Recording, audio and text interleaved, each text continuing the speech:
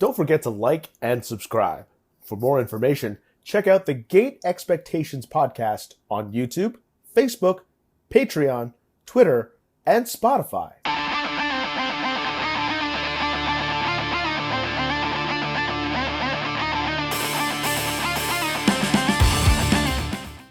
Welcome, everybody, to the Gate Expectations podcast, where I bring in a weekly guest, talk all things Yu-Gi-Oh!, and get to know a little bit more about each person I talk to.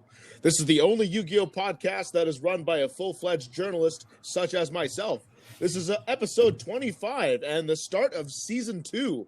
If you haven't checked it out yet, you can check out earlier podcasts with guests like Steven Trifanowski, Jesse Cotton, Team Samurai X1, Farfa, Crush Cards, Simo, and many more. My guest for this week is a player of the old guard. He is a Shonen Jump Championship topper and one of the spearheads of GOATformat.com. It's Nick Palermo. Nick, thank you so much for joining me on the podcast. Yeah, I'm happy to be here. I've really enjoyed listening to your shows recently, so awesome to get a chance to be on here.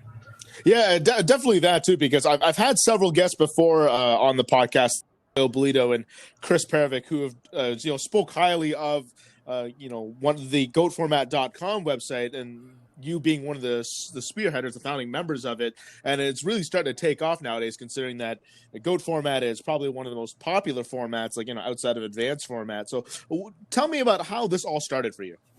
So for GOATformat.com, it was probably maybe almost 5 years ago now that I had the idea for it. And that was from going to a GOAT format local. So this is in probably around 2015. I went to New York to go play in a tournament, and I get there and it's just constant questions of what cards are legal, what rulings are correct. And it's just kind of I spent my whole time at this tournament just having to Google things, show people rulings, and I wanted to. The idea came at that point. I was like, there needs to be something for just the go-to spot of what is all the information on GOAT format. Because up until then, you had to Google old Pojo or Duelist Ground forum stuff or these old rulings, and it was because there's a lot of confusing stuff that for current format players, advanced format compared to going back to the old rules of before the problem solving card text. Even a card like Delinquent Duel before it got reprinted in the last year or so, the way it's worded, current format players there's no way that this discards two if there's no way you can activate this if your opponent has one card in their hand. But the card text was so old that we had to spend time going back and showing no, in 2005 you can use this. So that was the first original reason, was just to kind of try to have a spot where you could go for everything, get the card pool, get the rulings, and see what GOAT format was. And how's the success of GOAT format been since you had started all this up until now? So the first tournament that we did, I think we had 20 people enter, and then because we host online tournaments, and the most recent GOAT format championship series tournament we had, I think we had close to 100 people enter. It's definitely picked up. The online tournaments have, since the pandemic started, it really picked up a lot. And have you found that you've had a lot of players in the old guard, for example, Chris, Dale, and Lazaro, that that don't play as much now? I'm pretty sure Dale plays a little bit, and Lazaro and Chris kind of stopped playing altogether. Do you find a lot of the old players are kind of returning back to this format as just a way for them to kind of at least play the game a little bit, knowing that they love playing this game way before, but maybe not the game now? Yeah, I mean, so I've played since around 2004. I've been playing competitive Yu-Gi-Oh! And collecting before that, and so I know a lot of all these players personally too, and it's even just a whole group of my friends, even of all the John LeBounties, Chris Flores, Shonen Jump champions of Philly Luna, names like that. They're they see something like this, they're oh, this is a thing that I can just pick up and play immediately because it's the old Yu-Gi-Oh! That I already know, and it is one of the better older formats. I've gone back and tried to play a lot of the older formats, and there's definitely some great ones. GOAT format is not the only good retro format to play, but having it be a more balanced format, I think, than a lot of other ones, has a lot of replay value for it. And So I think that's why the older players go to it. What we did this year for the GOAT Format World Championship tournament, we actually gave invites to, so you could either qualify through like topping the ladder on Dueling Book, or you could qualify for if you topped one of our GOAT Format Championship tournaments. But we also gave invites to any players that topped like a Nationals in 2005 or topped a Shonen Jump in 2005. So we're able to combine like the older players that haven't been playing a long time. Like, oh, you can just enter that. Everyone gets to see the old players' names that they remember, and then play with the new players at the same time. And how long ago was that event? So that was in October. That was the first year. This is the first year that we did it. And well, how was the success of that one for you running its inaugural event? It was great. We ended up with 47 players entered. We did it all in one day. We got about $800 in donations from players that we put in the prize pool. So we streamed it all. You can check it all out on youtube.com/goatformat if you guys want to see the replays from that tournament. It was really fun. So was all of this like funded by just like the players, or like was there any hand that you guys did to kind of put any prize support in, or what happened? Yeah, well, some of the donations of the 800 was for me as well, but no, it was from players and the website. Yeah, and everything we do everything we do has been a free entry all the way along. So. Well, there's also been going back to like other formats, as you said, that were not just GOAT format. I believe Plant Tengu format was also a very popular format that's starting to see some rise in play. Is that something that you might try to adopt along with GOATformat.com as you move forward? So for other formats, our partner site ran by Dan McNellis is formatlibrary.com. And he goes through all the retro formats and has stuff for them. For GOAT format, I think we're going to probably just keep focusing on just GOAT format for now. The thing with it, like, I like playing other formats. Like I said, I don't think GOAT format is. Some people think it stands for greatest of all time format. That's never what it stood for. It was just because of GOAT, where that came from. It's just that having one format that for all the retro players to play, being the focused one, I think makes a huge difference of being able to just get on whenever and find a game. Whereas if you try to play like Tengu Plant format, there might only be like 6 people, if even that you can find online that want to play it. Whereas Dueling Book has picked up GOAT format, has its own section for it. YGO Pro just added yesterday, actually. Oh, really? Official GOAT format part to their website or to their program as well, so you can play it on there now. They had similar things for it, but we worked with them to help them update all the correct rulings for GOAT format. There was things that the program didn't work correctly with, like using priority on Thousand Eyes Restrict. If you change Book of Moon to put the Thousand Eyes face down, then the monster you targeted would go to the grave, whereas in GOAT format that didn't happen. So, like, we aren't just running like just the World Championship. There's some kind of events in between, if I recall correctly. Can you tell me more about that? Yeah, so we do the GOAT Format Championship Series, which is our largest tournament, where it's a qualifier for first and second place get qualified for the World Championship. We also host some more like fun type tournaments called the Sleeper Meta Series, which for that one we kind of lets you dig more into the GOAT Format card pool. What we do is we add a rule to it where like you could only use 5 monsters that aren't like we did Earth one. So you could only use 5 monsters between your main deck and extra deck that were not Earth monsters. So you had to do everything for Earth, and then you still had 5 like flex spots that could be anything. So we do stuff like that. We're gonna be hosting tournaments via our Facebook page this year, and those are our main ones. And then we also have you have the GOAT Format Championships happening on January 2nd, if I recall. That's your next event. Yeah, well, so we've taken a break since Worlds in October, so it'll be January 2nd, be our first one back for GFC 11. And I believe you're the one who invited me to commentate on that one, so I'm really looking forward to doing that with you guys. Yeah, I can't wait. So how much GOAT Format have you played? You know, I haven't played a whole lot of GOAT format lately because I had my deck unfortunately stolen about a couple of years ago, and I haven't bothered to rebuild it since. But I would play it here and there whenever someone had a deck. I always loved playing it, but when it was in its prime, in its heyday, way back when. I was unfortunately just getting out of like scrub status into like semi-competent as a player. So I never really got to like truly enjoy GOAT format when I first started, because I started in 2004. So I was like really good then. It took me 2 years to actually be good. Yeah, I mean, and by the time that GOAT format already passed. I just started getting decent at Yu-Gi-Oh! Around the same time too.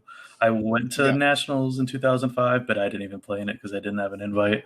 But the year going from there on is when I started to get better. But I think I played in one regional that year and went like X and 3. But so the most I started playing it after that was actually I didn't touch it again till probably close to like 2011 during 2011, 2012, around like the Rescue Rabbit Dragon meta. Rescue Rabbit Dragon. Not the Synchro Cat? No, Rescue Rabbit, not Rescue Cat.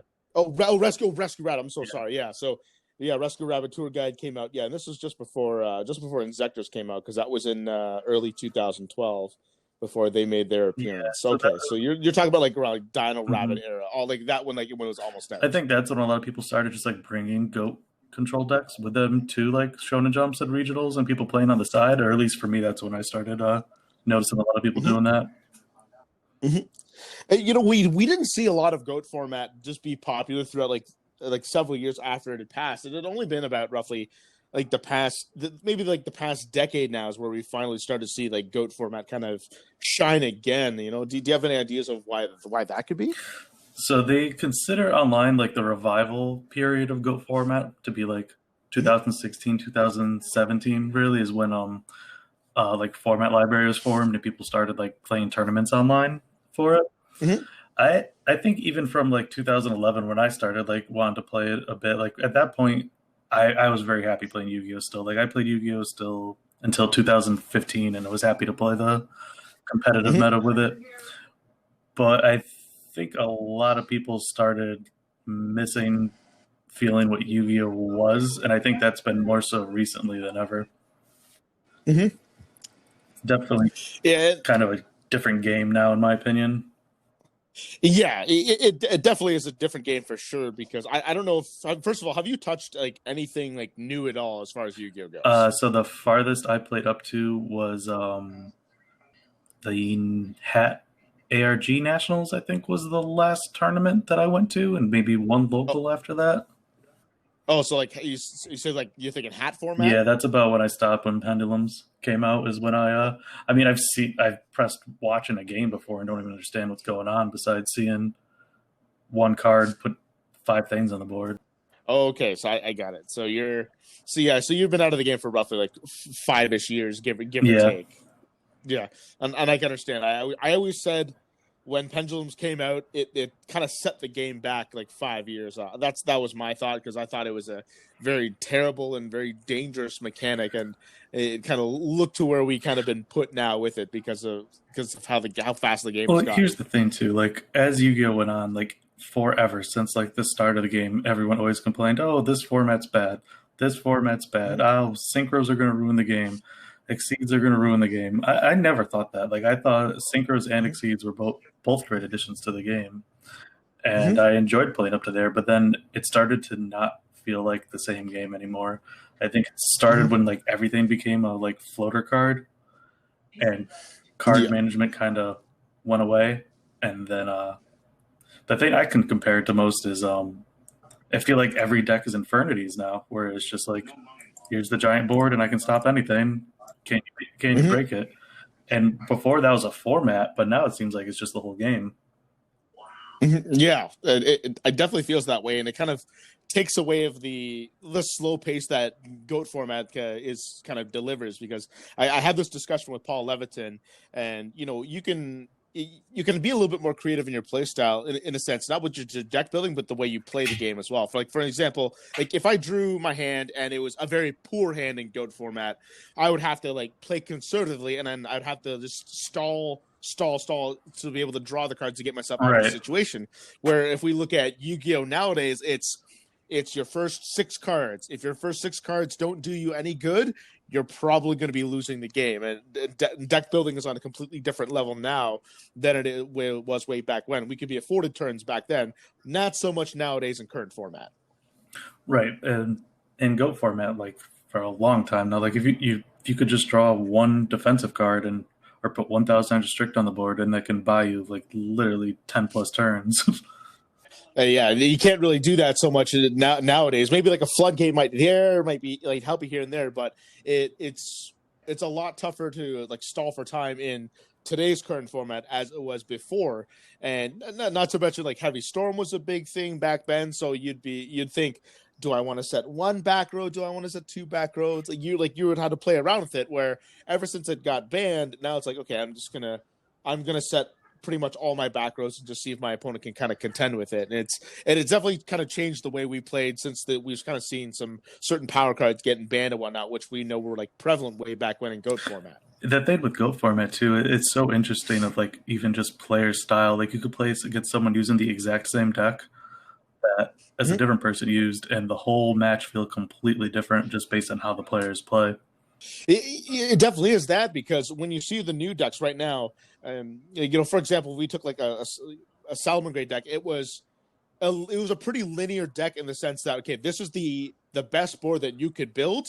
This is how you're going to get to it, and that's what you're going to end up. That's how it is. As opposed to GOAT format, it would be like, okay, well, I have this hand, but maybe Dale would play this hand differently than the way I would play this hand. And you could probably ask that for so many other people. You probably get a variety of answers, as opposed to now a lot of decks nowadays will be, probably play the deck probably this way. And then it's a lot more linear that way. And that kind of takes away a lot of the creativity and the play style, as opposed to what GOAT format is, where I think you can show a little more of that off.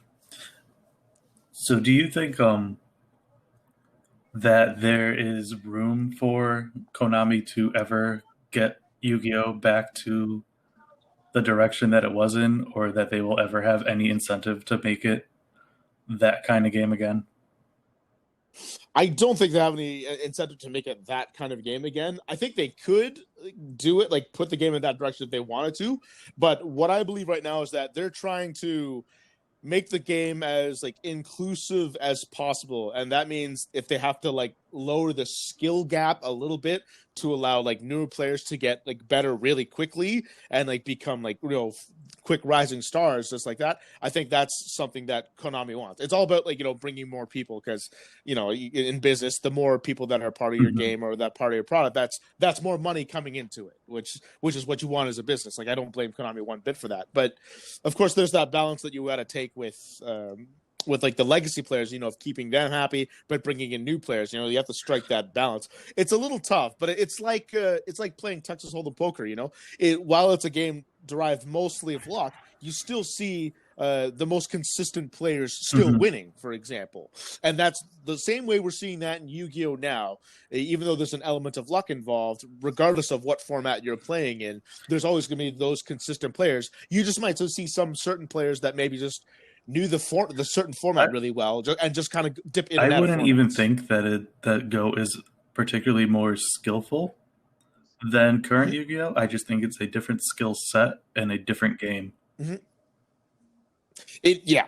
I think that's a very fair point. And I'll use this anecdote that I've had for quite some time. I've said it many times before, but I had Yu-Gi-Oh! Day at my locals about a year or two ago, and everyone was playing with structure decks. And the way everyone played with structure decks is that they played it to suit the current format, which is pretty much like put all your eggs out on the table and see if you can break the board. Where in GOAT format, you wouldn't necessarily always do that. You'd always kind of like pick your shots on when to commit to the board. Yeah, very rarely would you go for that in GOAT format. Few decks do it, but it's that's an off-the-wall strategy for GOAT format.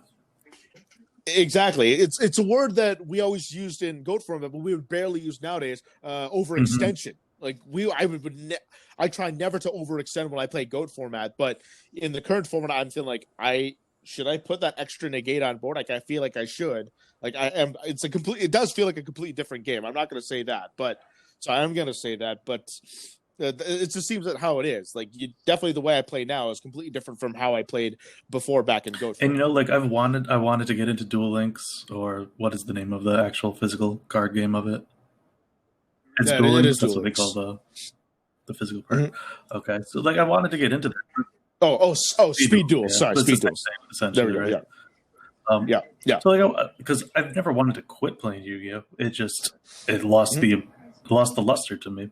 So like, I tried to get into that, but it's like I feel like I'm just playing handicapped Yu-Gi-Oh now. Like, why are we just playing with 3 zones and a 20 card deck of like we have to do this to play regular Yu-Gi-Oh now? And I don't, from the locals around here, it didn't seem to really catch on too much with the physical version of it, at least.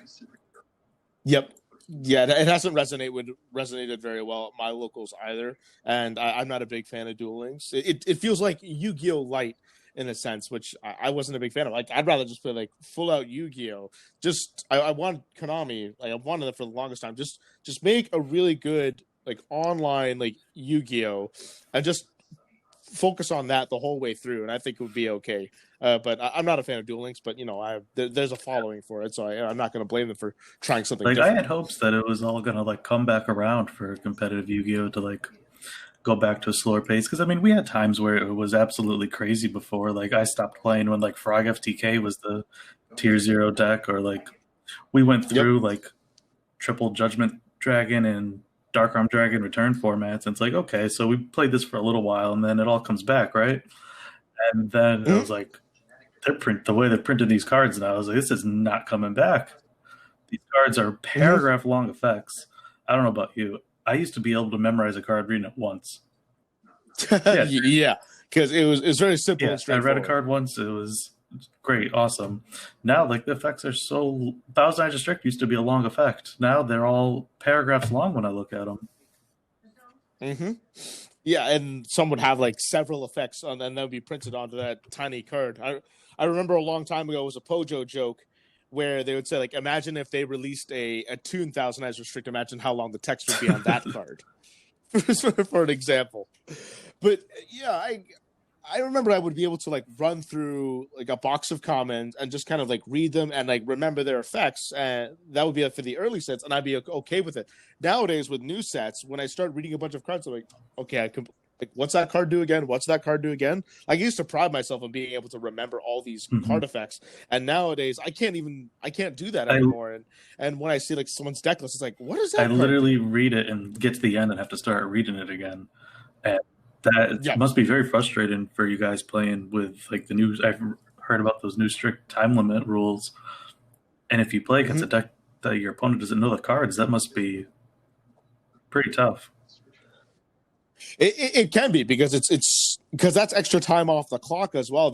And some people actually use that as a strategy where I'm going to play this completely tricked out deck that nobody knows, but because nobody knows what any of the stuff does, it's going to eat some time up because players have to read the card, and that's a legal way for the clock to be eaten up. And then by the time maybe like a turn or two gets in, they maybe like did some burning or some healing, and then the time rule kind of runs out. And it's not something that happens often, but it is like one of those niche strategies that there's that like one troll that might decide to do, and people come across that one deck that just seems to kind of blow them over.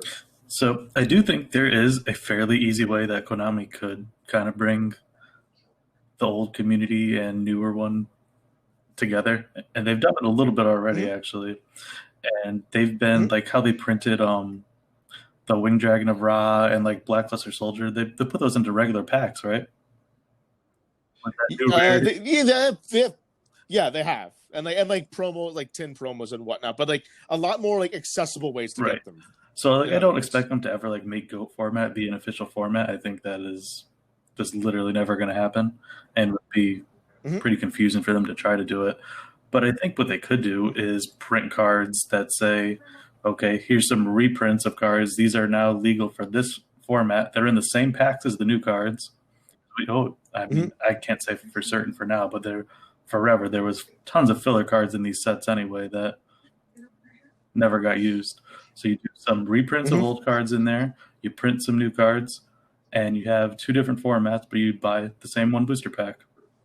to kind of collect it in between, so that way you kind of get the best of both. Yeah, so you're getting some collector stuff, you're getting some stuff for whatever this new format that's closer to what old Yu-Gi-Oh was, and then you have people seeing cards that are used for both open in the same pack and maybe be curious about playing one way or the other. Well, I had this conversation with Simo last podcast, and we talked about if Konami would ever like maybe actually like work on a real GOAT format or not. And Simo brought up a point that it's hard to monetize a GOAT format. It in a sense that and I also put in the fact that there's an end game. Like for example, I said you could make like a booster pack that's committed to GOAT format with like maybe new rarities, like updated text that is reflective upon GOAT format. You could use those cards in like actual tournaments, but you couldn't do like vice versa kind of thing. Like make like GOAT format decks, kind of like how they do it with speed duels. They have their own cards, but again, I said a problem with that is that there's an end goal. Like they can only go so many sets before they say, okay, we've kind of hit the end of GOAT format. We can't print new cards for this. Yeah, that's why I think we're done. Like this is I all think we they can have to do something just in the spirit of old Yu-Gi-Oh. Yeah, which is fair because like they could release some sets where like reprint sets and then add in like a GOAT card here and there. Like they did that with the legendary collections, as far as like Delinquent Duel, for example, was printed in one of the legendary collections, and like they made like a secret rare Pot of Greed as an example. Even if you did know of the old card reprinted and just said, here's a format for you guys to play. You can use this half of this. You could use all the even number cards from the newer booster sets that come out, and those are the only legal cards. So then you still have your regular advanced format where people can use any card that's come out, and then you have here's one with more limited cards where you're not spamming the board with 10 things at once. Do you think that would cause a problem for just the players that are like just strictly playing like current advanced format, that they're kind of getting like an intermingle of GOAT cards that they have like no intention? I don't think so, because you already have that issue with booster packs anyway, right? Like you open a pack, it's not like you're going to use even half the cards in the pack. Which is fair. I mean, you're definitely not. Like you might get collectors, and that's as far as it goes. I mean, Lord knows how many boxes people have opened and just kind of discarded all the commons and rares, or just kept like the ultras. I mean, it was no good back in the day. After what did we have? Like no playable cards really that came out for like 4 sets until Elemental Energy came out with Pot of Avarice. We literally would be chasing after one card in a set. Yeah, and that's what it was, because we didn't really care too much about like designated archetypes way back when. It was like GOAT format for us, it was always like after every set came out, it was just get a new card here and there that would bolster our deck, and that would be it, but relatively the same deck. And now we start to see in Yu-Gi-Oh where this set comes out, now we have this archetype, grab this archetype, and like this deck is going to start competing with other decks now. And like we kind of had to focus on that whole entire archetype, for example. But again, if you didn't want the archetype, there'd still be at least maybe one card, maybe 2 cards that you wanted in the set, and that's about it compared to what it was. Do you remember when the Konami website had a poll asking players if they wanted more archetype cards to be added to future sets? No, that I don't remember. I remember that. There was just a poll one time, and I thought it was awesome because I was like, oh, I love Gravekeepers. That'd be awesome. And then by the time it ever actually happened, I was like, wow, the archetype thing I did not realize I did not actually want. Just it builds half your deck for you in the first place. Like if half your cards all have the same name on them. Yeah.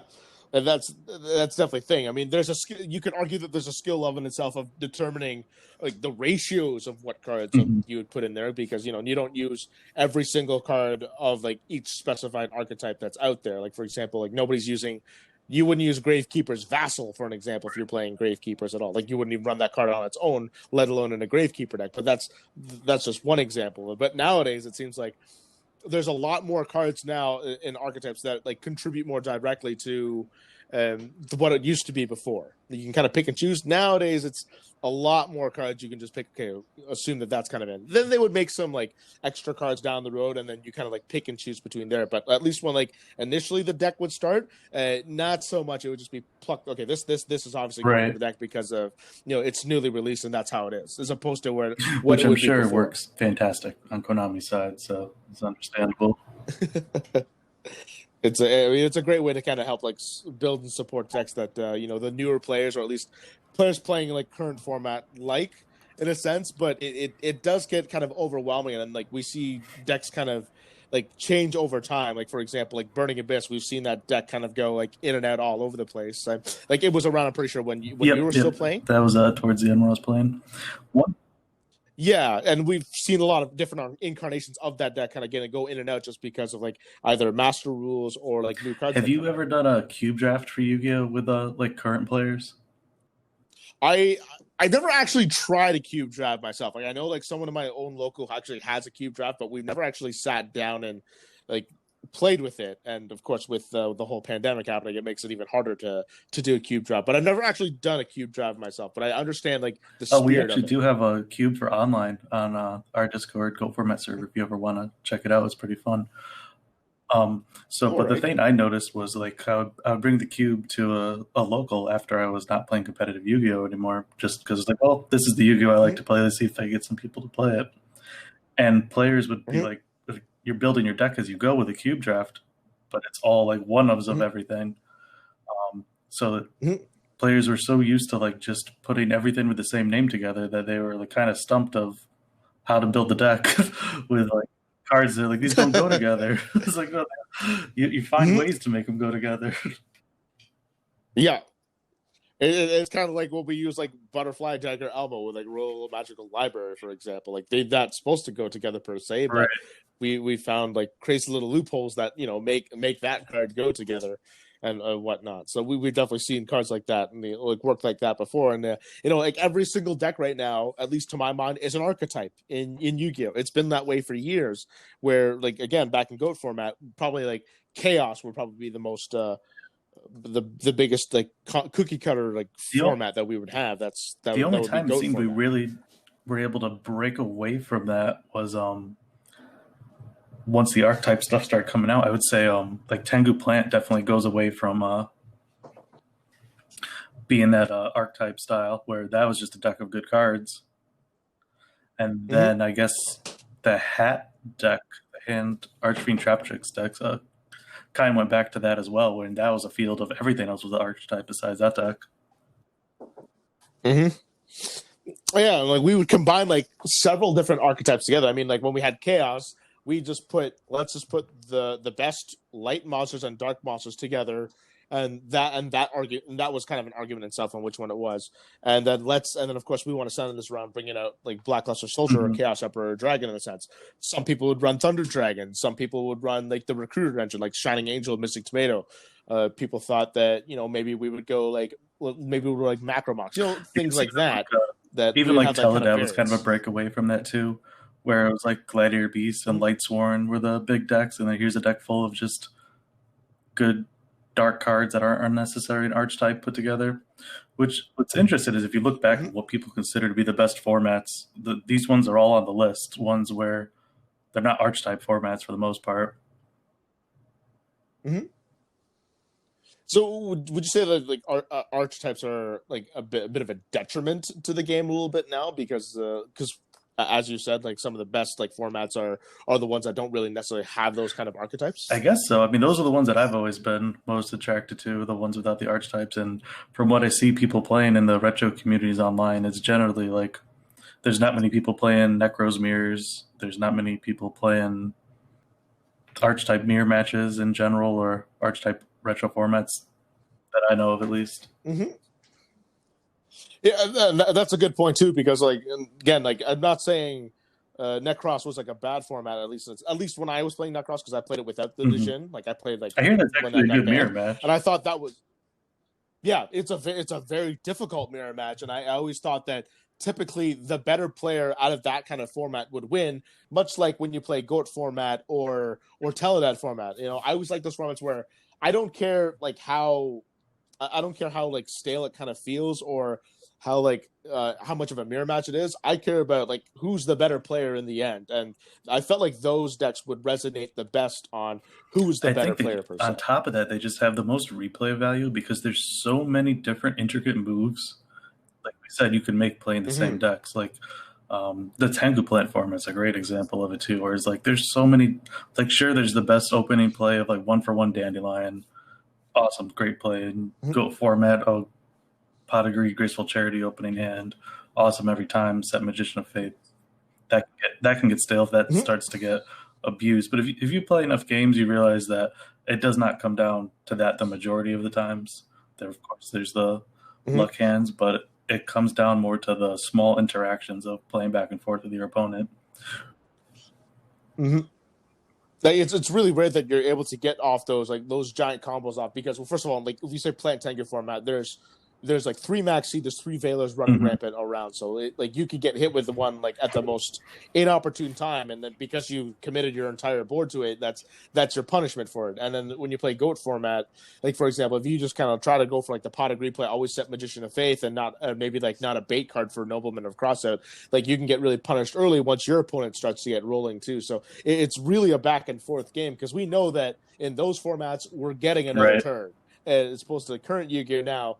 We may not get another turn because this is just the way that the nature of the game. This is just how it is. But hey, like you guys said, it is more popular than ever now, or at least for tournament. I don't know if it's more widely known or more to a casual audience anymore. But you guys were saying it's the biggest tournaments ever, right?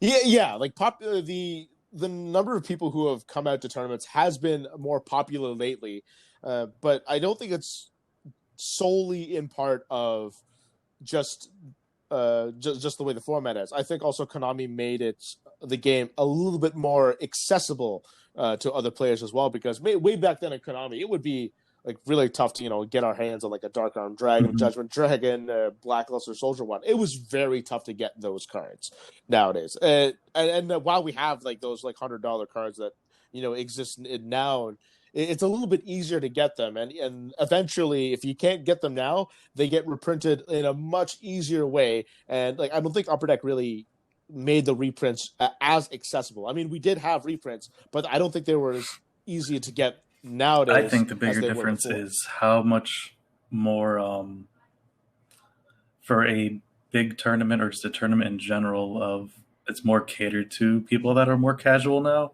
I think. Whereas, I think the biggest uptick was when they pretty much stripped the prize support down and switched it into giving everybody packs for entering the tournaments. I think it made a huge difference. Because because that would also encourage people to like just play, even if you're gonna suck and whatever. I came in, I'm gonna walk up with 5 packs.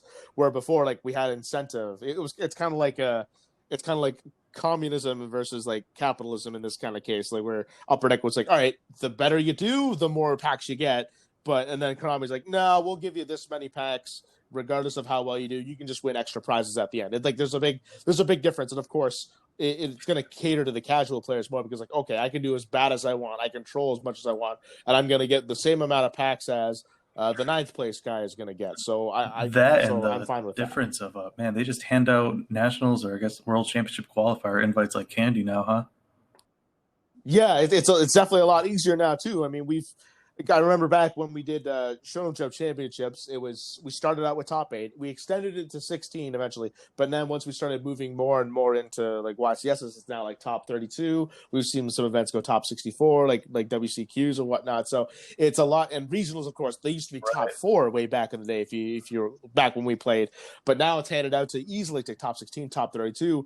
And it's funny because I'd have so many people from locals, like not just my locals, but other people who's like, yeah, I got an invite. I'm so happy. I'm like, yeah, like what was the top cut? Top 64. Yeah, well, it was like, not to discredit them or anything, but that's I don't want to say don't get too excited because it was a lot tougher way back then to get like a top 8. Like top 8 wasn't even guaranteed. Like getting to nationals itself was a much more nationals in 2005, which when GOAT format was like under 500 people, and like the last few nationals I went to, I think combined with the Dragon Duels, there's like 5,000 people there. I don't know if it was 5,000, but it was definitely like several thousand for sure. It was like been a lot higher 2,500 in one, what it was, and 2,500 in the other. Is the memory? I think something along those lines. The 2,500 seems to be a much more reasonable number in that case. But yeah, the numbers have definitely gone higher. But again, easier invites means there's more people to participate in the event. You kind of it's almost like an open tournament, if you will, like kind of like a regional or a YCS, if you will, like Shonen Jump Championship. But yeah, it was really tough to get an invite back then, because like even if you made the top 8 cut, it's like, okay, well, your day's not over yet. You have to win your top 8 match, and you may not get an invite unless so you can get a pass down invite, which is what we don't have anymore. None of that stuff are things that would keep me away from the game. Like all those changes, like you can kind of just even if you don't love them, they're not deal breakers, right? Like the change of time rules, not a deal breaker. Changing the amount of cards you start the game with, not a deal breaker. But it's like it doesn't feel like the same game that I played anymore. Is where I just lose that part of the interest from it.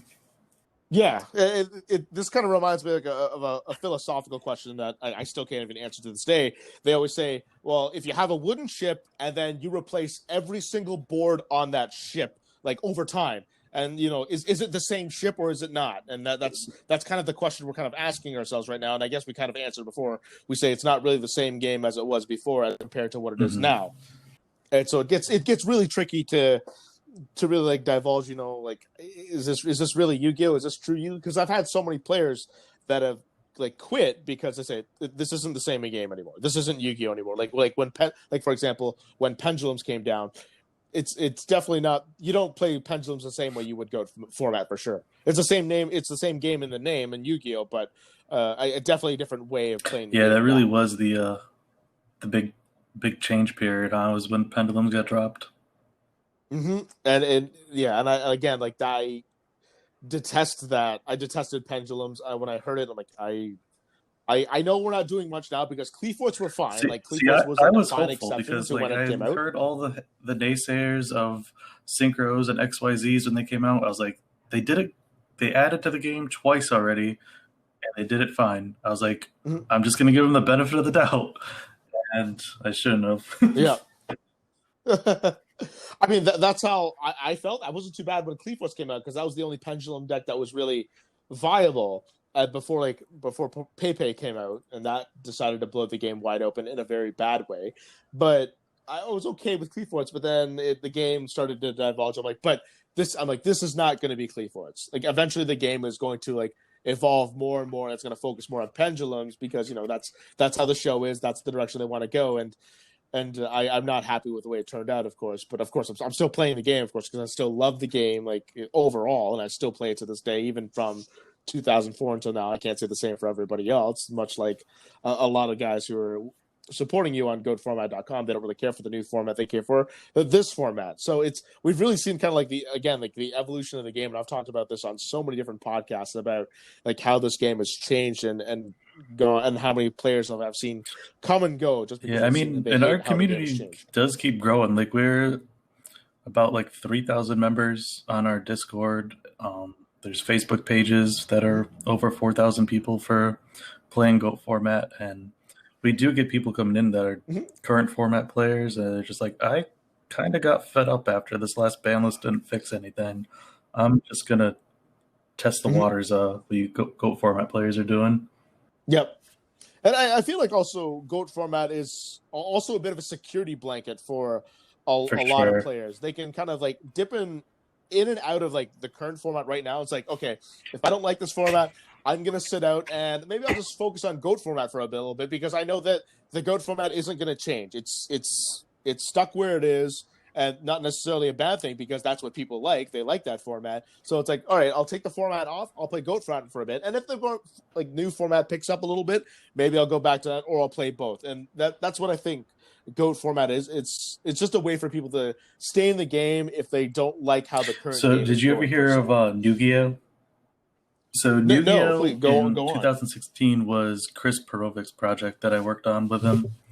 And it was, what he did was he took Goat format, he bumped up the card pool to 2,000 to Cybernetic Revolution, because currently we don't use Cybernetic Revolution or Xeron Universe in the Goat format community.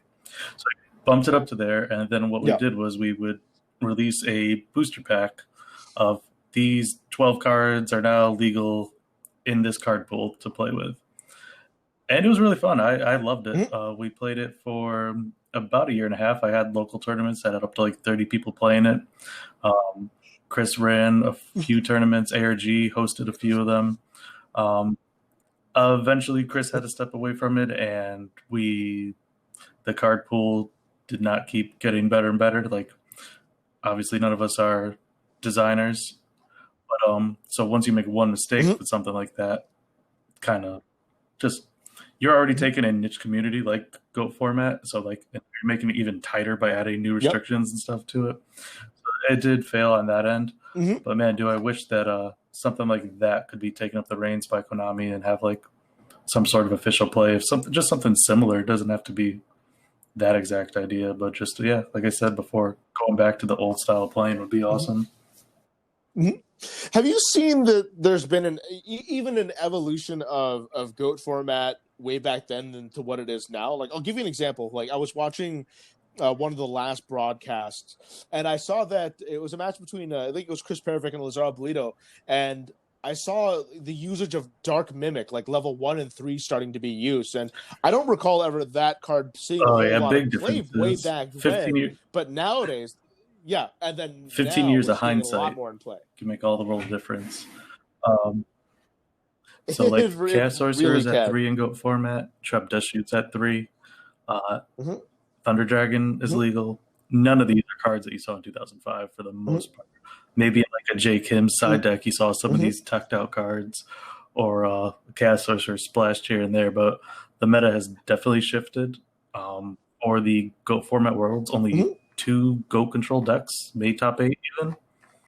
And right now the dominant decks have been just Chaos Turbo decks, which use like Thunder Dragon and Card Destruction and Chaos Sorcerer.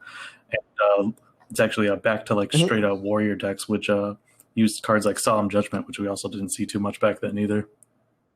So the meta, and these are all things that changed in the last year of the meta evolving. So it's definitely a constant thing. Even like when I said like I've gone back to play other retro formats, I don't think any of them hold up as good as GOAT format does, as far as like there's different things that shift in and out of the card pool, and the metagame changes constantly, even though we're in a set card pool.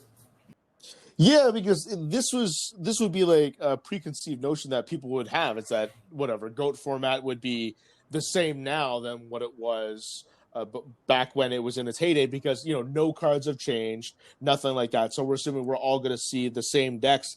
And yet when I go on the threads and when I've watched some of the broadcasts, I see cards that that was I never saw that ever be played. Like that was good in GOAT format. We played Dark Mimics before, and I remember Thunder Dragons being a thing, but we always written off as it was a bad card at the time because it was nothing more than just light loading in the graveyard, and it was anything else. But now we can see it as it's bait for Donzalug, it's bait for any kind of like discard if you somehow are playing Tribute to the Doomed, or if you're playing Delinquent Duo, Regeki Break, for example, it's fodder for that now. It's funny how we're even seeing an evolution of a format that has never changed because, as you said, we have 15 years of hindsight to kind of look back at the format and say, oh, well, maybe that card would have been great. The empty jar deck. Maybe let's try it now. Top World Championship main deck 3 Mind Controls. Like that Mind Control was, I don't think I saw anyone play in 2005 even once. No, not at all, because at the time we had no practical way of getting rid of the monster once we took it with Mind Control, because we obviously can't tribute it off for one thing, which was one of the ways. Synchros and Exceeds that was our exist, mindset at the time. So we couldn't do that. But with the hindsight of like, well, we've been using Mind Control, we've seen it on a ban list, we've fusion summoned it with Gladiator Beast, we've done all these things with it. It's like, oh, I can Mind Control just their Magician of Faith, and that's a huge tempo swinging play to do. Or banish a chaos monster. Yeah, exactly that. Because especially since you're taking away like one of their like resources that they're gaining, like especially if there's a pot of greed in the graveyard, and then being able to utilize it on that in itself is a big advantage. I think the only card I could recall offhand that I could like send away for a Mind Control was that Alter for Tribute trap card, which is like it sends a monster in your field to the grave and you gain that many life points. But it's a send, it's just not tribute. That was the only card I could think of that could like I could not have to give the monster back to different dimension. Nobody would use that. Gate. There's Card of Sanctity. You can creature swap it back over to them, but it's a short list. Yeah, it's a very short list, so we thought it wasn't a big deal. And then of course once synchros came out, then all of a sudden the card spiked and it gained in massive popularity. But of course, way back then, it's funny how a card's utility seems useless in a format. And then of course, like we revisit like a new format or something, it's like, oh my god, that card would be so disgusting in current format, that kind of thing. We've seen that thing, right? like we kind of rehash playing itself competitive Yu-Gi-Oh, that was always one of like the strengths I thought I had. I was like, well, I could new cards will come out and you can like think and dig back to really old stuff to see what might work together with something like a Mind Control or like a Jowls of Dark Demise and a Gladiator Beast deck for the mirror match. But it definitely hit the point now where there's like, I feel like I could, if I had tried to come back and play competitive Yu-Gi-Oh, I could never catch up now. Everything is so many long effects and the card pool is so large. The fact, like, I used to think it was the coolest thing that Yu-Gi-Oh wasn't like Magic and Pokemon card game where everything was always legal except the cards on the ban list. Like, whole sets aren't banned. That's great. I thought that was awesome for a very long time. And now I understand why they do it. I think set rotation is needed. Do you think we should apply that to Yu-Gi-Oh? Then at least just separate formats or something. I mean, they kind of do it on their own just by making their newest cards that much. They just power creep everything into set rotation. But nothing. But do you think they should do something like in an official sense that they should have this kind of set rotation? Because that's always been a question. I think something similar to it at least would at least give them some options. Like you and Seymour going over the fact that there's only one real format for Yu-Gi-Oh, I think is an official format. I think is a shame. Like beyond that, they made like separate games instead of separate formats. There was also one big difference that I saw way back around the GOAT format and compared to now is that when new cards get released, they don't automatically hit the forbidden list in some way, shape, or form. Like they don't get like restricted to one immediately. Like I remember when Vampire Lord came out, they immediately dropped it, I think, to 2, like right off the bat. Like and they wouldn't keep it at 3. They did that. They did that a lot now. Like, way back when Blackluster's Invasion of Chaos, for one set example, there was like I think a 2-month period where you could play 3 Blackluster Soldier and 3 Cast Emperor Dragon. But they did just limit them, like there wasn't time for a ban list or anything like that. They're like, okay, so now we have to.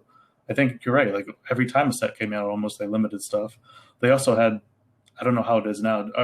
Are the Japanese cards still released before the American ones? So like we also had that back then as well, where they're like, okay, we're just copying the Japan list. Is it still the same mirror list or is it different now?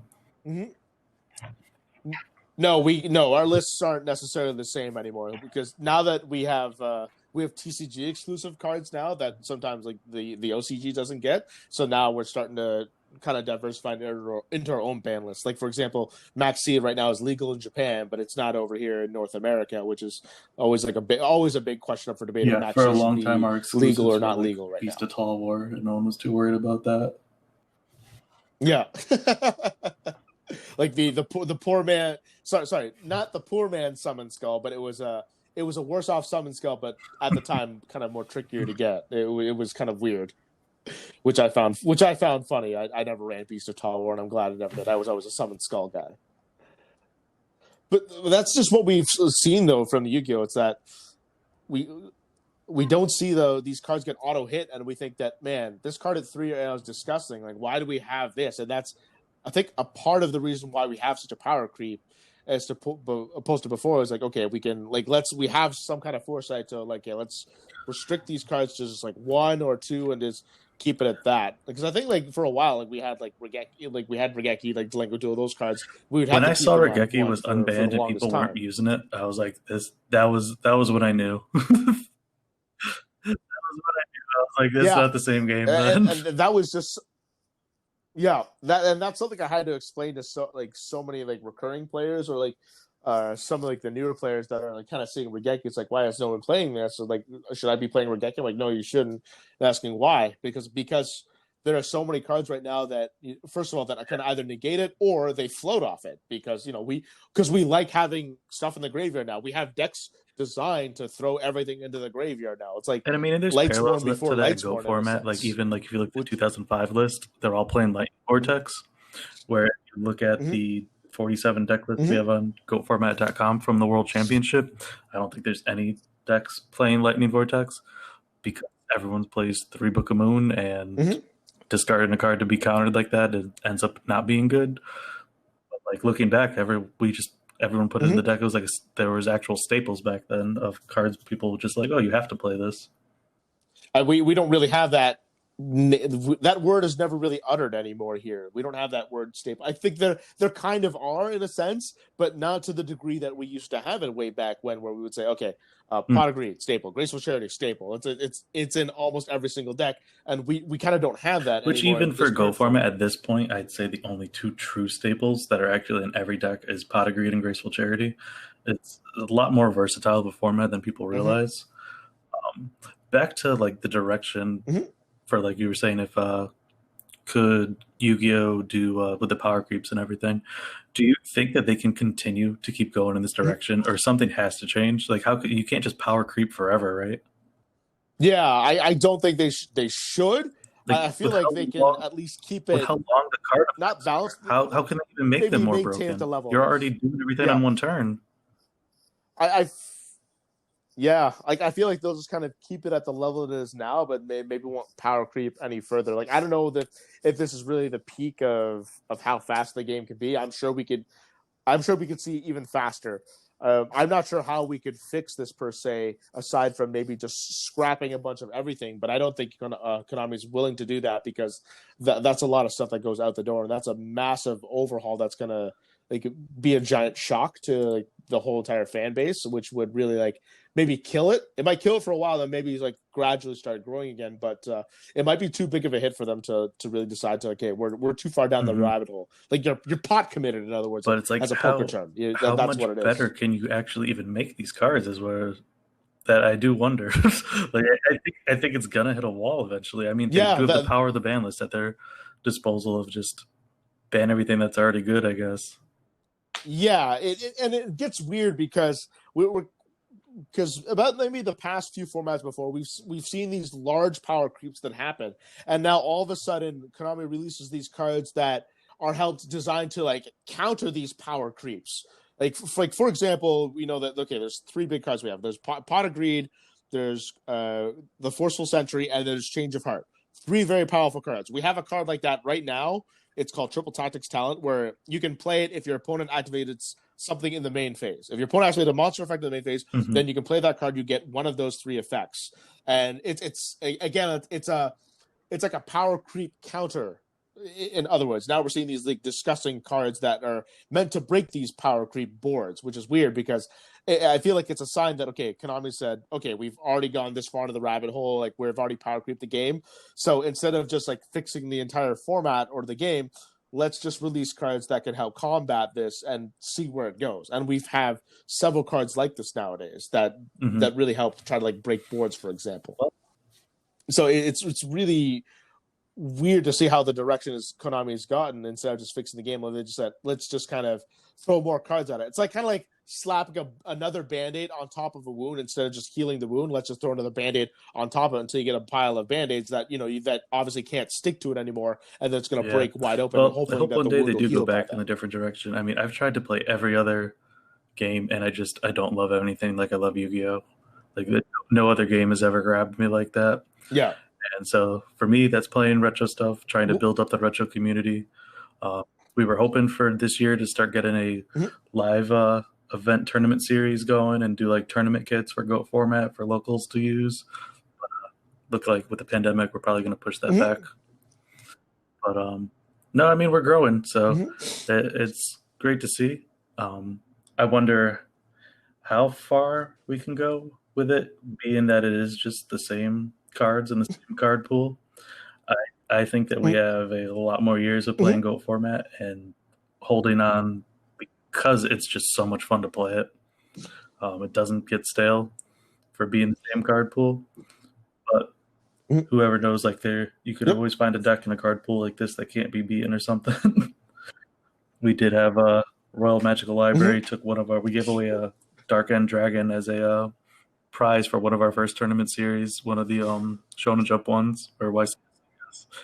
And the winner of that tournament was a Royal Magical local library FTK.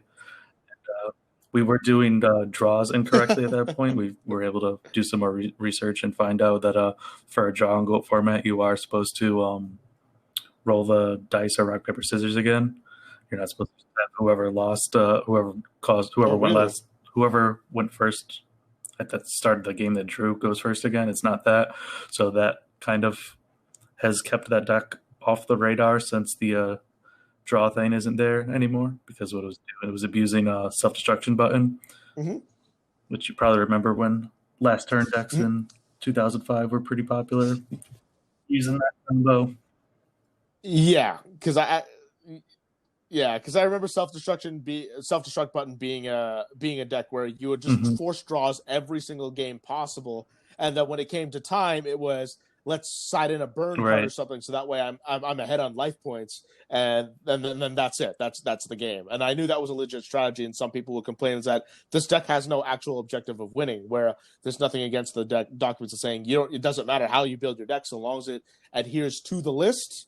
Doesn't matter what's in it. Doesn't matter what end goals are. It's perfectly. So yeah, like we don't have the power of new card pools or ban lists at our disposal, but for being 15 years in, it's going pretty strong. So now that we're entering a new year in 2021, is there anything new that you're going to try to do for this so year the new thing that we're going to try to do this year is host tournaments via Facebook instead of just Discord. Discord is, I think, far superior, but there seems to be a large community of people that are not on Discord, only on Facebook. So we're going to reach out to those players for playing online. And now that EDO Pro is supporting GOAT format, we're going to try to do something with that tournament system or that game system as well. Have you been doing all of your tournaments just on Dueling Book right now? Okay, and has anything been done like with remote duels, as far as like in real life duels kind of thing? We have not tried that yet. That is something that's on our radar, but I don't know anyone who's personally played a remote duel yet, so it's something we still got to look into. Yeah, and I feel like it's a lot easier on your guys' end if you decided to do it on Dueling Book, so that way it's a little bit easier to manage in that sense, and especially since not a lot of the old players would maybe have like the equipment or have like the means to be able to run it. I feel like Dueling Books makes it a lot more accessible and a lot more easier for you guys to run. Yeah, I mean the cool thing if you do want to use real cards, you can make any deck in GOAT format for fairly cheap. It's not like, I don't know, what does the current format deck go for nowadays? Oh God, I mean, some decks have gotten a little bit cheaper, but there are some cards that like make it expensive. Like one card makes it expensive, but the rest is cheap. But you could probably buy a deck for roughly like 200, 300. Yeah. So with GOAT format, if anyone's interested in getting invested in it, I mean, you can make pretty much any deck for about probably under $100 for main deck, side deck, fusions, and everything that you need. And then the cards will never be banned as well. Or if you're into high rarity stuff, I think GOAT format probably has on the high end some of the most expensive cards if you want to get just high rarities of things. The Tournament Protect 2 Morphing Jar, I think, is up to like $3,000-$4,000. The Champion Pack Metamorphosis and Book of Moons are all like $400 each. So if you're into doing the high end collected, that stuff's there for you too. There is, and then also Yu-Gi-Oh's also released and then nowadays Konami's released like the same rarities or like rarity bumps, but like for a much cheaper option. Like for example, we have like secret rare, like ultra rare Book of Moons now that you can get that aren't quite as expensive as like the Champion Pack one. So you can still bling it out even like, for that $100 range. You can do it. More. Yeah,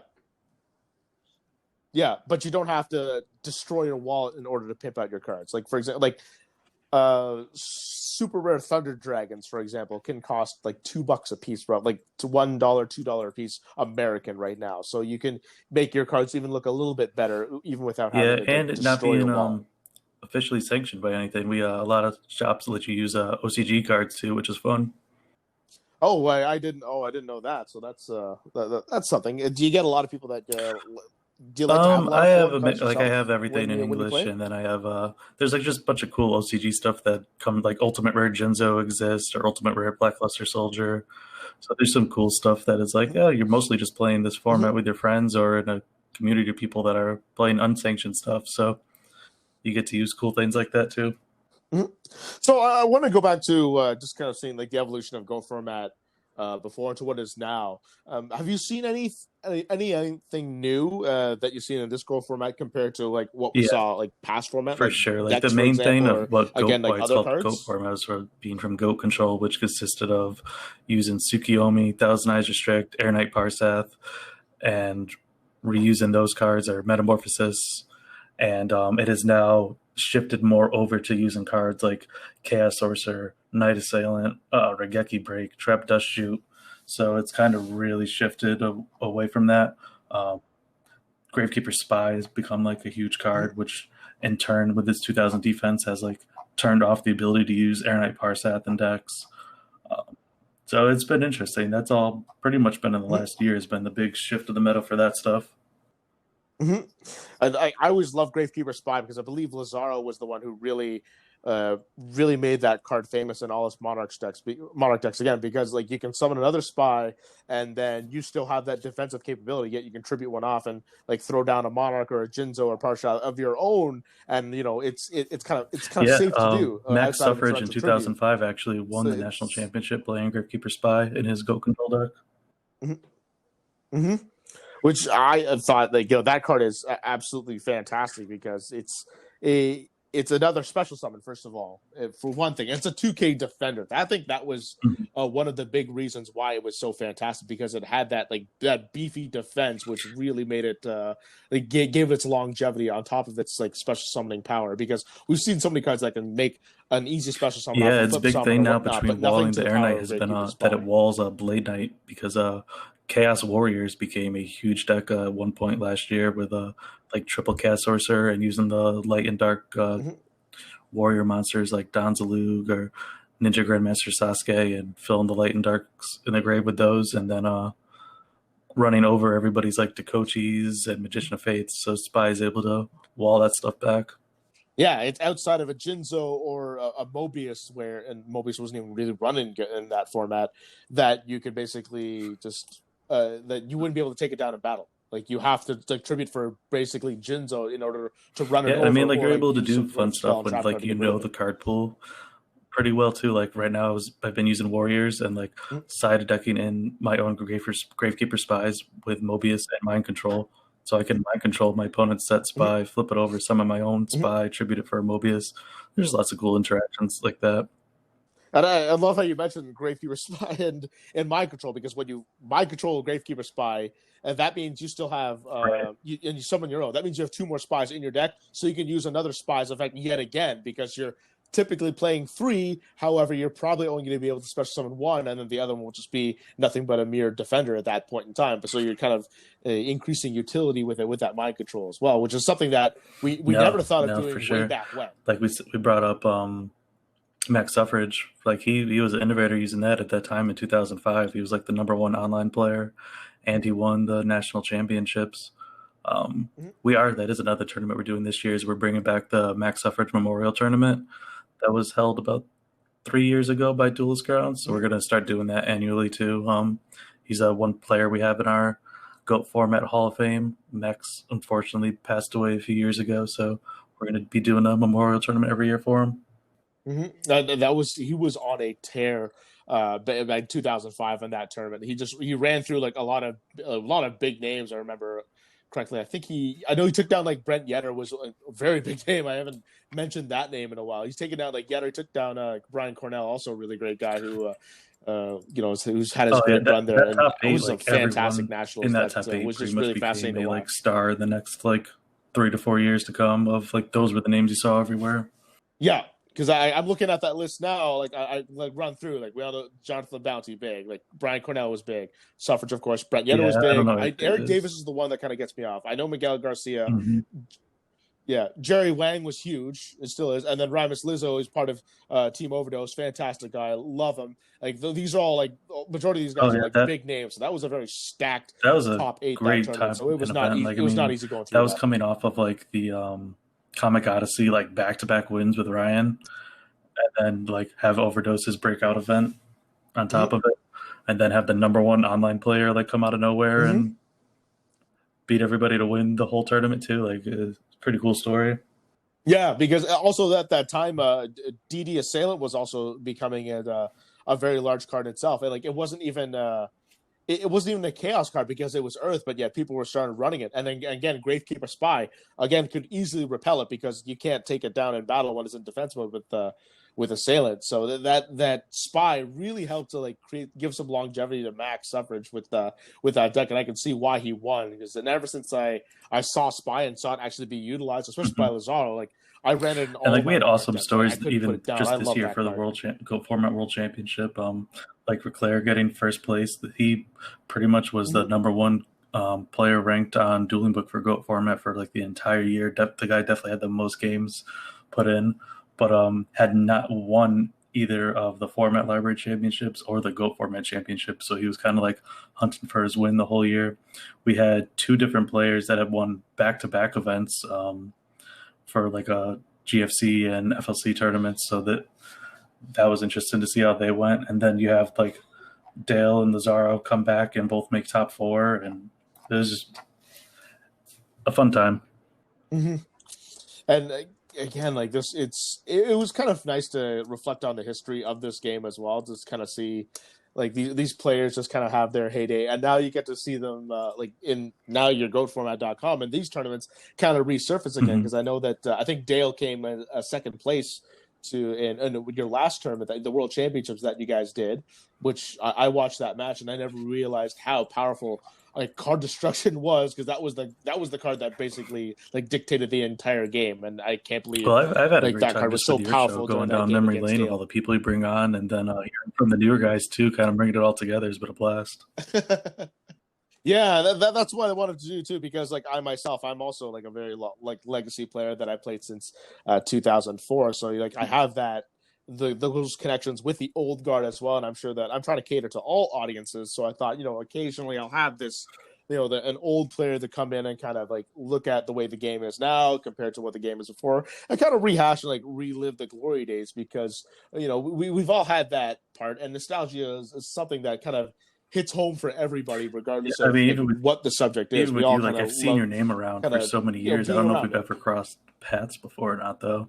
We definitely played in the same tournament. You played in the Shonen, the YCS Philly, I think you said you played in. So I think Philly. We both won X2 in that tournament and didn't top. It was against Sectors. Yeah, because I was so upset at that tournament too, because I thought like I won both my matches in day 2. So I did all right, that's it. I'm getting my first YCS I lost top. round 1 of that tournament though, so I kind of always knew in the back of my head that there was a chance it wasn't happening. Oh, your tiebreakers? Okay, because I lost round 3, and then I lost round 9 to Hanzo Ligero, who was like the runner up at I think one of the nationals. Round 1 to literally a die roll of a Rabbit Mirror match, where we both opened like tour guide and Rabbit every single game, but going first, he was able to take that, and then I think I lost to like a rogue Gravekeeper deck like 10 hours later.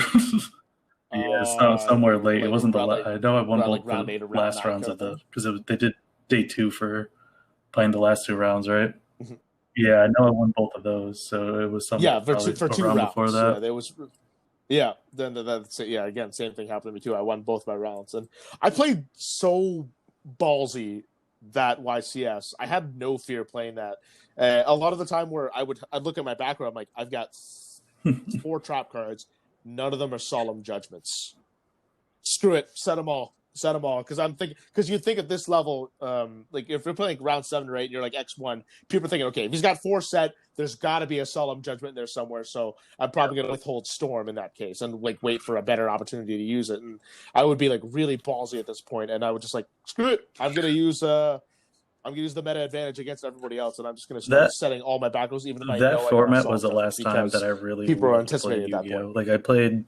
Going on after that, I topped at the Dragon Ruler Nationals, but at the end of topping that Nationals, I was like, this wasn't even fun. This felt like doing work the entire time.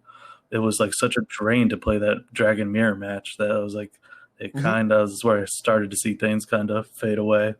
Yeah, and especially when you had to play against spell books as well. It's like, well, they're probably going to be summoning Jaugen on me in defense mode, and if I don't happen to have like a blaster. It was and just a so fire much to monster, remember of I'm like which pretty card much of like screwed from here which on out. dragon ruler did you already use, what's left in the deck, and to me at that point I was like, I didn't really like the direction it was going then, and then I think it kind of just like quadrupled since then. So Yeah, it has been gotten crazier since. I mean, I liked it when they banned the babies afterwards, like because I thought the format got a little bit better because it kind of opened the game up a little bit more. It was still rulers, but it still opened the game, so it made it a little bit better. But yeah, but playing the rulers when full babies were in, it was a weird matchup because if you play against Dragon, you're pretty much like sighing every single time, every single matchup you had. Like it wasn't really a fun match to play a mirror match. It wasn't playing like I against was spellbooks. It winning wasn't fun and playing not against having evil fun. swarms because everything was it. Yeah, which was weird because like I actually lost my first match that day because my opponent summoned Jowgen both games and I couldn't do anything. I actually had a dead hand opening going first because I drew 2 Epidemic Virus, but no way to summon Big Eye. I'm like, oh my god, I'm like, this is bad. And then I lost. I didn't play a single card, but I won 6 straight. I lost my last round, and then we went into day 2 where I won 2 out of 3, but that was but 3 day losses. 2, my opponent was so exhausted that he got a game loss just for activating spellbook cards that he couldn't activate. Like profusely apologizing to me, and each time he did, he's like, he's like, this was just so taxing. He's like, I'm just making mistakes. I'm sorry. Yeah.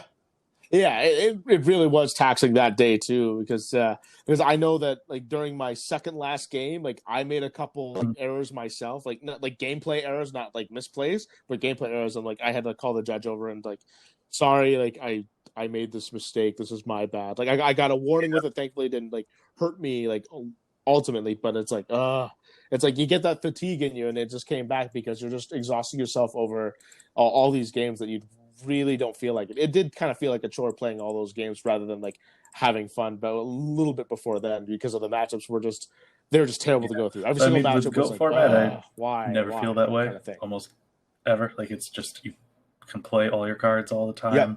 You know what most of your opponent's cards are already. You know what. Like you have lots of different options you could go. It could be a little taxing if you have like 10 cards to decide which path to take. But I don't know.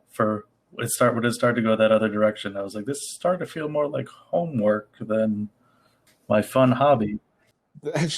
Yeah, and right now I'm playing a deck where I kind of have that like GOAT format feeling again, except a little more combo based, where I don't have to take the linear path to get to where I want, and I don't have to end on the same board that I want. I can like choose whatever path I think is best suited for whatever situation I'm in. Like we don't use this word a lot either, but now I can. A toolbox. It's a toolbox deck, and you know that's again like we'd have that deck like way long ago where like we would just put whatever card forth would be the best situation, and now we kind of don't have that a whole lot nowadays in Yu-Gi-Oh, but it's starting to drift back a little bit into that case. But again, like I can't remember the last time I've so I mean anyone interested in checking out GOAT format, we've got everything on goatformat.com.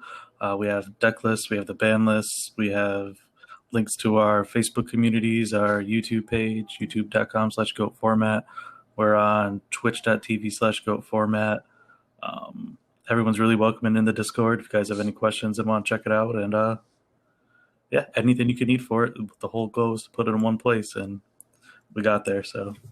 Yeah, and I'll be joining you guys for the GOAT Format Championship number 11 that'll be taking place on January 2nd, which I am going to be very happy and very pleased to be a part of. So again, thank you so much for reaching out to me. That tournament is free entry. It is an open tournament. Anyone can join it. Just go to goatformat.com and follow the links, and you'll see how to enter. It's pretty simple. You just submit your deck list. We do it over Discord. We use a bot that runs the tournament for us that saves everybody a lot of stress, and that tournament will be streamed live on Twitch too, so hope to see some of you guys there. And all the links will be posted down below if you're watching this on YouTube. And that is my guest, Nick Palermo, one of the spearheaders of GOATformat.com. Nick, wonderful to having you on and being able to kind of take a walk through a nostalgia lane again and kind of talk about, GOAT format, how it was then and now, and kind of the game of Yu-Gi-Oh for what it was. Yeah, it was awesome to be on. Can't wait to hear more of your shows with all this happening. Absolutely, man. Thank you so much, man. And it'll be a pleasure to be a part with you on January 2nd for the Goat Format Championship Series number 11. Nope, we'll end it there. Nick, any shout-outs you want to give before thank we all go? the staff that works for GoFormat.com and keeps the community going. We've been having a great run and hope to see you guys soon.